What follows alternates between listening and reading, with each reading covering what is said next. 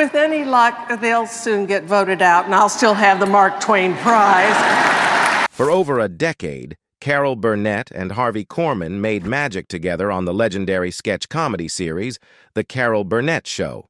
Along with other regulars, like Vicki Lawrence and Tim Conway, the cast of The Carol Burnett Show seemed like a family where everything was about laughter. Nobody could ever imagine the drama behind the scenes. Keep watching as we delve into secrets about The Carol Burnett Show revealed, including the one co-star she couldn't stand, too big and loud. Many people don't realize that Burnett faced doubts about her suitability for television. Initially, producers lacked confidence in her abilities, citing that she was too big and too loud. Who was the mystery man? Following Burnett's impromptu performance with her drama classmates at a farewell gathering for a retiring professor, she was approached by a stranger who offered her $1,000 to kickstart her acting journey. This generous offer came with 3 conditions. She had to repay the loan within 5 years, keep the man's identity a secret, and extend a similar favor to someone else once she achieved success.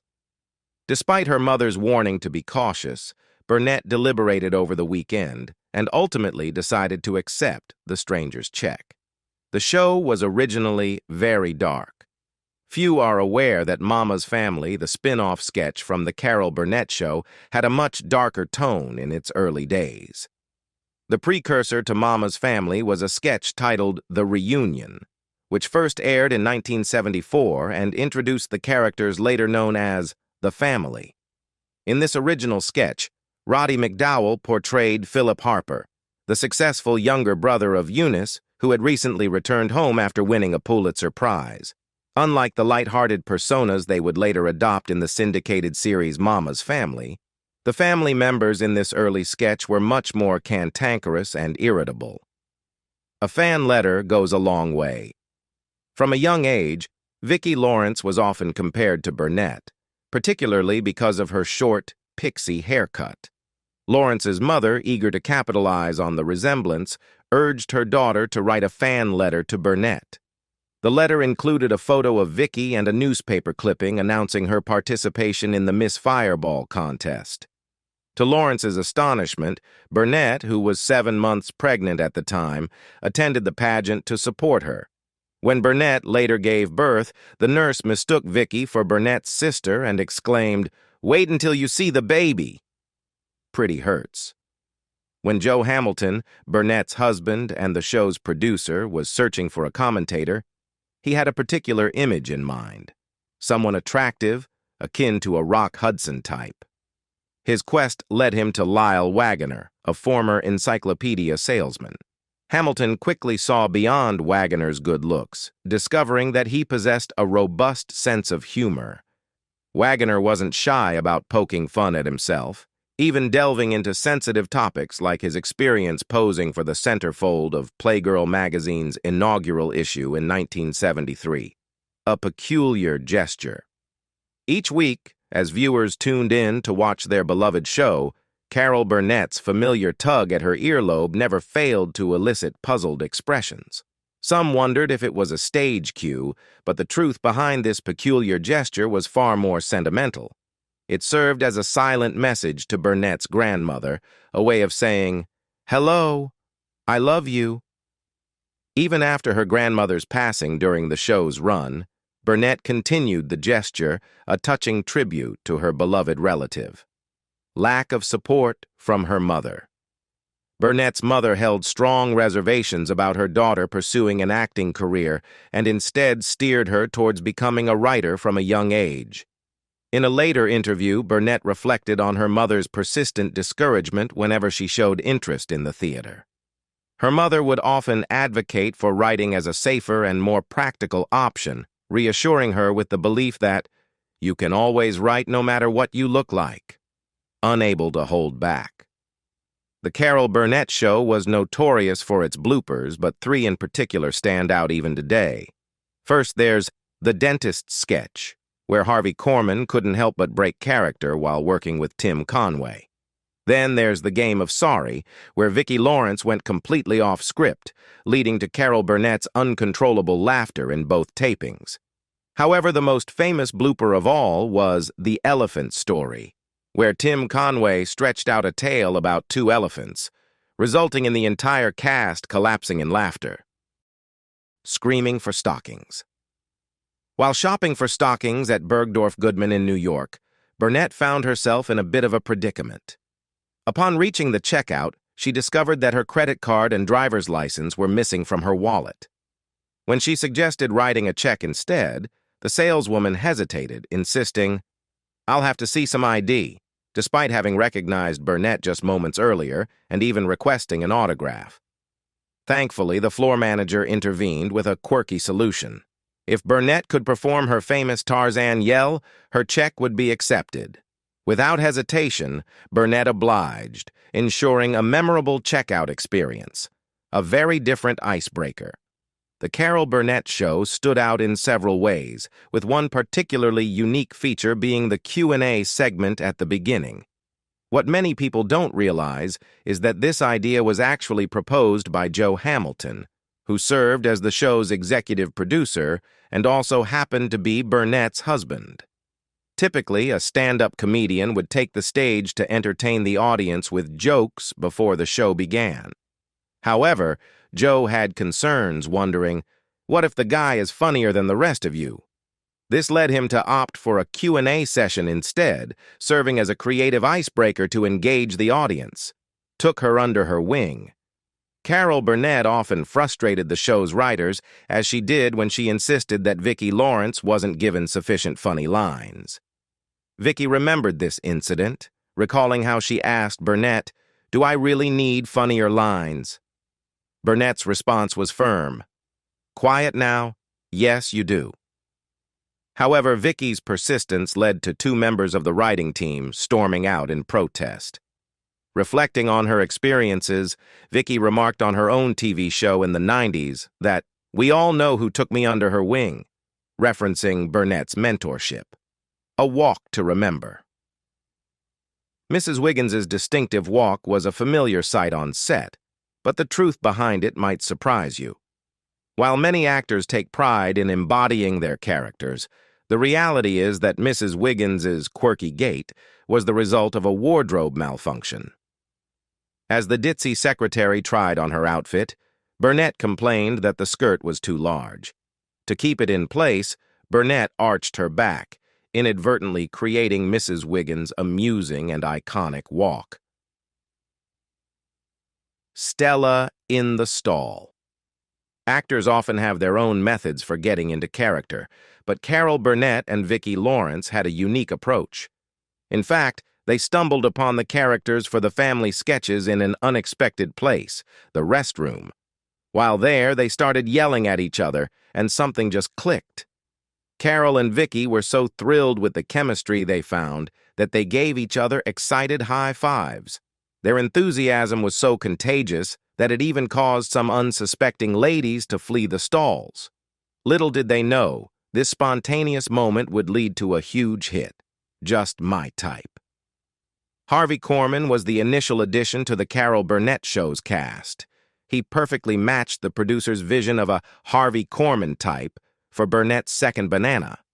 However, the idea of formally bringing Korman onto the show wasn't initially considered, as he was already a regular on The Danny Kaye Show. In a typical Burnett-style bold move, she spotted Korman in the CBS parking lot and enthusiastically convinced him to join her show, almost literally dragging him over to her. The rest, as they say, is history. Jim Carrey wanted in. While Lawrence secured her spot on the show with a compelling fan letter, other aspiring artists didn't have the same fortune. The show could have been Jim Carrey's breakthrough moment. At just 10 years old, the future star of Liar, Liar, and Ace Ventura sent his resume to the producers of The Carol Burnett Show, hoping for a chance to audition. Regrettably, the comedian didn't quite align with the show's requirements. No idea what he was going to do. Every single episode of the show was filmed twice, but not for the reasons you might expect. During the first taping, Conway stuck to the script, but due to his penchant for improvisation, he was given free rein during the second run. According to Burnett, we had no idea what he was going to do, which is why a professional take was necessary, just in case the cast couldn't hold it together and continue with the scene.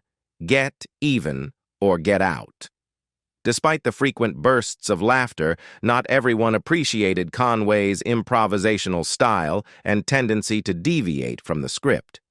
On one occasion, Vicki learned that the comedian intended to alter the family sketch, and her husband persuaded her that this was her chance to even the score. So, when Conway started rambling about the elephant story, Lawrence turned away from him and delivered the now infamous ad-lib, "You sure that little jerk's finished?" Needless to say, everyone on set erupted into laughter after her comeback. From old hag to ditzy dam. Conway was the mastermind behind the creation of the Mr. Tudball, Mrs. Wiggins characters, and he also penned many of their sketches. What many people don't realize is that originally, Mrs. Wiggins was written as an elderly character, slow and forgetful. However, costume designer Bob Mackie felt that Burnett had already portrayed too many old lady characters on the show and decided to take a different approach with this one. Mackie transformed Mrs. Wiggins into a curvaceous, ditzy woman, drawing inspiration from the CBS secretaries he had encountered. Dress or mess.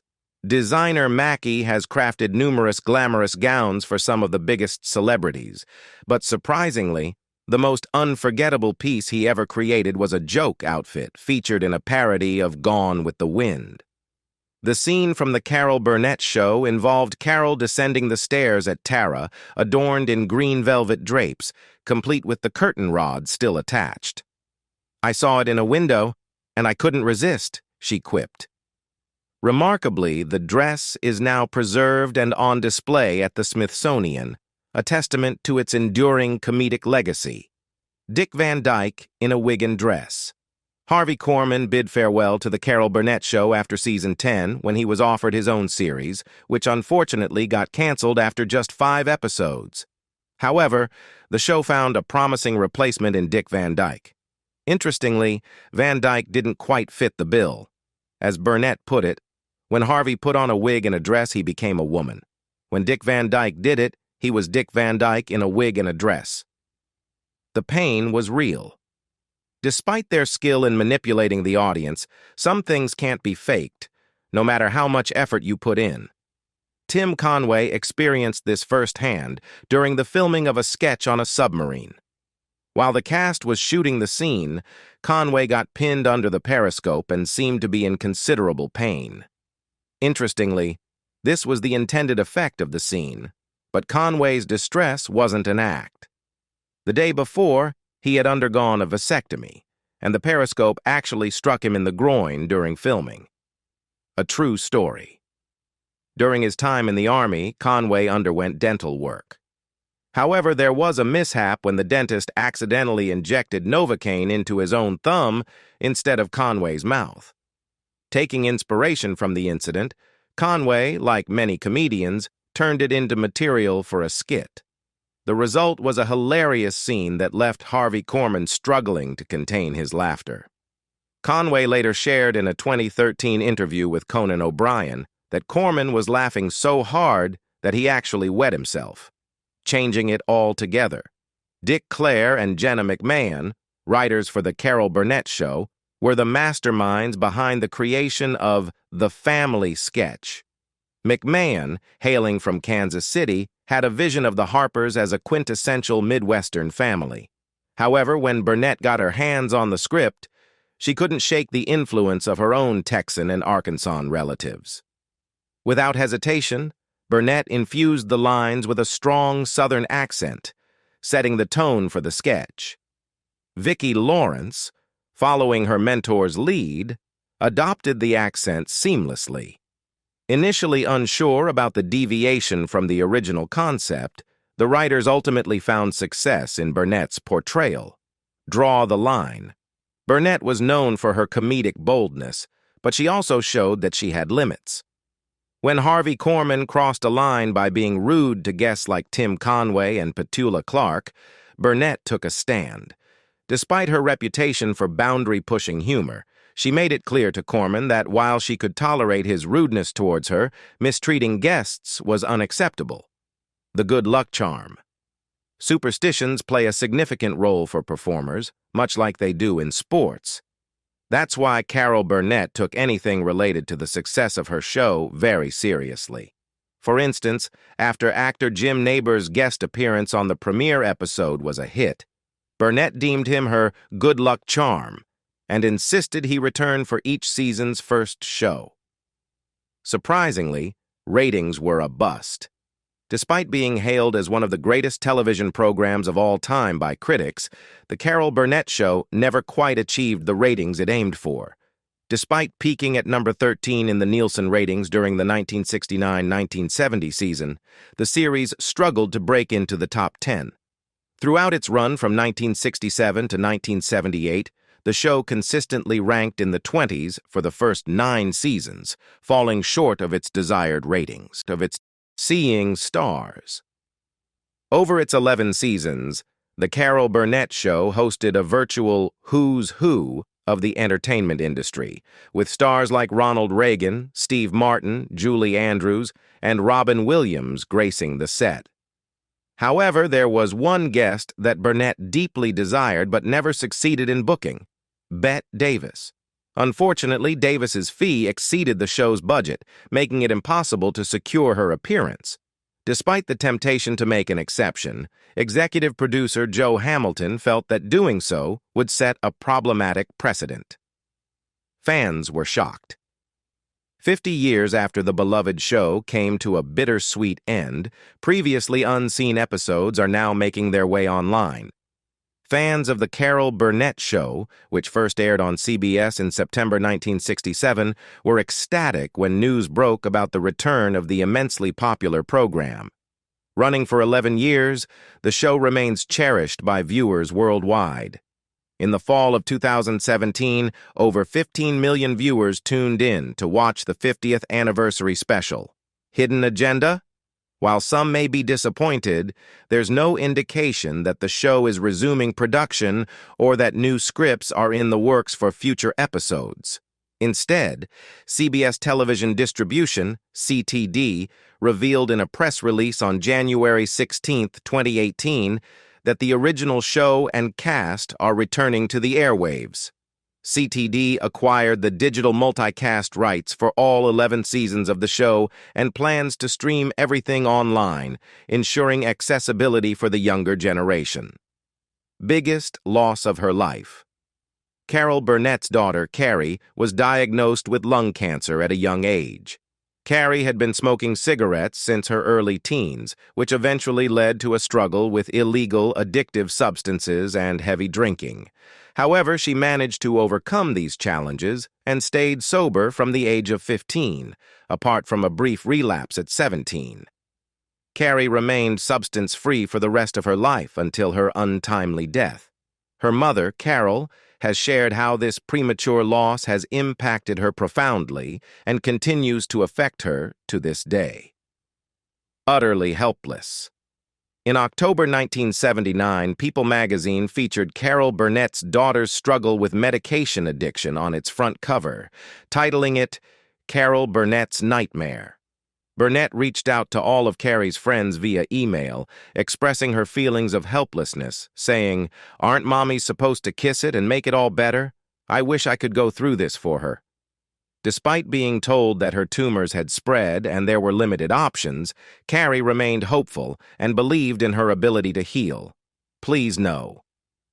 In her diary entry from January 3, 2002, Carol wrote, "I can't lose my baby. Please no, please no, please no. God, are you there?"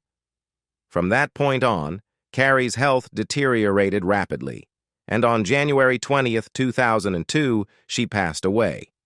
Burnett told CBS that her entire family went into shock following the loss. "You never get over it, but I've learned to cope." "You have no other choice," she shared in her touching memoir. Burnett added that the script she started with her daughter gave her the strength to move on. Kept in touch. When Carol was asked if she ever heard from the benefactor who loaned her money to pursue her dream, she replied, "I paid him back, 5 years to the day, just as he'd asked." Years later, when I was doing the Burnett Show, his wife called the office and said, "If you ever get down to San Diego, we'd like to take you and your husband to lunch." I was so thrilled. We went and had lunch, and he was kind of quiet, reserved, but very nice. Locked in a vault, Carol continued her touching tale, saying, "As we were walking back to our car, his wife took hold of my arm and said, 'You know, when your name comes up in conversation, or if you're on television and other people are around, he doesn't say anything. He just smiles.'" Burnett has managed to keep his name a secret all this time. It was their secret.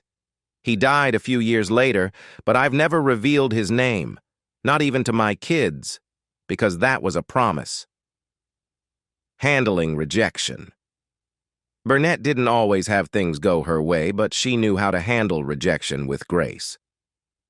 "You have to have the fire in the belly and not take it personally when they don't pick you," she said. "I remember auditioning in New York with another girl. It was down to the two of us, and she got the role. I told myself it was her turn, and my turn will come. And it did. You can't go back." At 91, Carol Burnett often gets asked if she misses her show and considers returning to TV. "Well, you can't go back again," she said.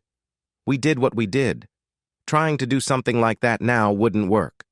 I'm just happy I was there at the age I was at the time I was. I don't necessarily miss it, but I do get nostalgic when I think back to all the fun we had." Pure enjoyment. Growing up, Carol never planned on becoming a stage performer. She doesn't see herself as a funny person, so she never even considered becoming a stand-up comedian after the Carol Burnett Show ended. As a child, her artistic side was dominant, and she dreamed of being a successful cartoonist. "I have my own comic strip," she confessed, saying she gave up on that dream but still draws for pure enjoyment. Anything but comedy. Surprisingly, Carol Burnett has admitted she's not a big fan of network television. It's just not her cup of tea. However, in her spare time, she enjoys binge-watching cable shows. Her favorites include Orange is the New Black and House of Cards on Netflix, as well as The Newsroom. Interestingly, none of these shows are comedies, which suggests that Carol doesn't relate to the type of humor the current generation enjoys. Why Carol Burnett fired Harvey Korman in Season 7, is that because she couldn't stand him? Korman was a key member of the Carol Burnett Show ensemble. The actor left the show in Season 10 after landing his own series, though Burnett actually gave him his walking papers in the 7th season. Harvey Korman could get into a mood. Carol Burnett recounted an incident with Korman in her 2016 memoir, In Such Good Company, 11 Years of Laughter, Mayhem, and Fun in the Sandbox, describing a heated conversation after a rehearsal in Season 7. Our guests that week were Tim Conway, who had not yet joined the cast as a regular, and Petula Clark, two of the nicest people in showbiz, Burnett wrote. Something was wrong with Harvey. Now, at times, he could get into a mood.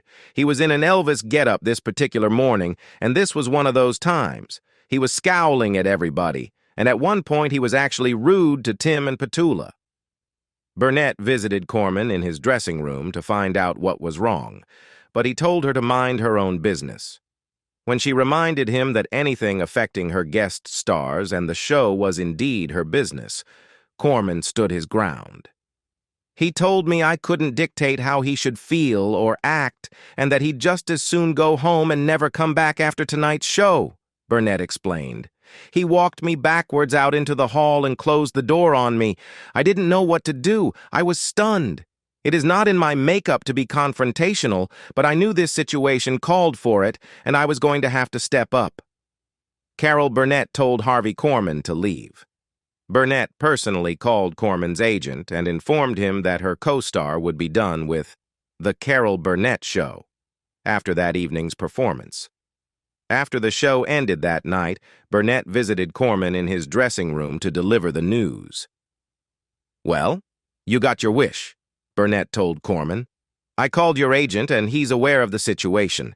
You were rude to our guests, and because of your behavior, I was screwing up all over the place tonight during the show. I can't work like that, so if you want off, you're free to go.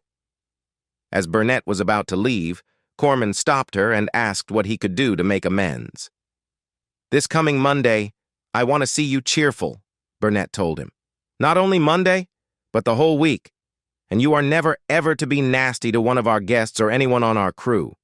We all have moods, but we don't bring them to work. In fact, it would tickle me pink to see you skipping around and hear you whistling in the hall, Korman agreed, and the two shook hands on the deal.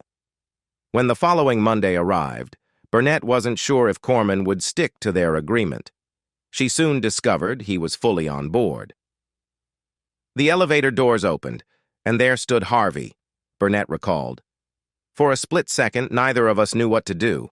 Then he gave me a great big smile and took off, skipping, dancing, and whistling down the hall to my office. I doubled over with laughter. Apparently, Korman appreciated Burnett's reprimand and went out of his way to show his respect for her. Later, I heard from some of the crew that Harvey had gone across the street to the local watering hole after our little discussion that night, Burnett revealed. This was a place where many in the crew went for a drink or three after the show.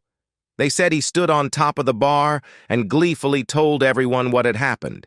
Then he lifted his glass and toasted me, Burnett added. The following week, I had a plaque put on his dressing room door, Mr. Happy-Go-Lucky. Thrilled to be back home.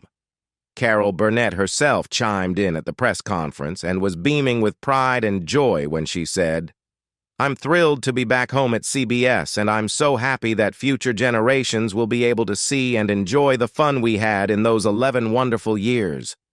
There are rumors about a reunion that might occur in the future, but for now, fans are going to have to settle for these online episodes.